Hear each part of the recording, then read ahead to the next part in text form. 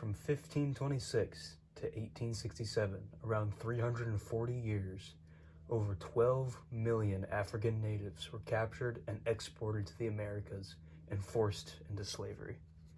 This was known as the Middle Passage. The Americas were home to tens of thousands of plantations, 46,000 of which resided in just the United States.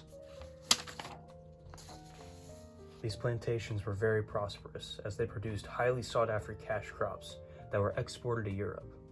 However, these cash crops required a heavy amount of physical labor, and plantation owners were not looking to get their own hands dirty. During this time in Africa, instability from previous colonization led to political rivalry and conflicts all throughout Africa.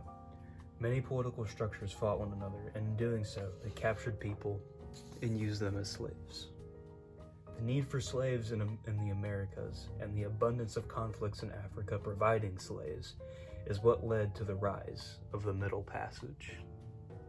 From the northeast coast of Africa, European companies would come down and collect slaves from these colonies and transport them 5,000 miles across the world to the Americas.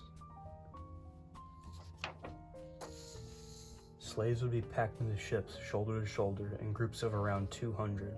The conditions of these shipping boats were anything but good. Enslaved people would be stacked like cargo and shackled to hard wooden boards that they slept on. Men and women were separated on either side of the boats. Male slaves were often forced to dance to keep in shape and for the entertainment of the crew. Many women on these ships were abused and assaulted by the crew members for the entirety of the 3-month-long journey. Slaves that were considered to be misbehaving or rebelling were often horrifically punished. The cat of nine tails was a whip with multiple ends dotted with barbed wire and was used to punish misbehaving slaves. The speculum oris, right here, was a device that the crew would use to pry open the mouth of slaves that refused to eat and force feed them. Iron shackles were commonly used to restrain slaves, commonly being placed around the neck, ankles, and wrists. The end of the Middle Passage was marked when Great Britain's abolitionist movement ended the slave trade in 1780. Western Africa's economy depended heavily on slaves, so many nations collapsed, and it created even more instability in Central Africa. Despite the United States' continuation of slavery, it ended after a civil war 80 years after Great Britain's abolishment.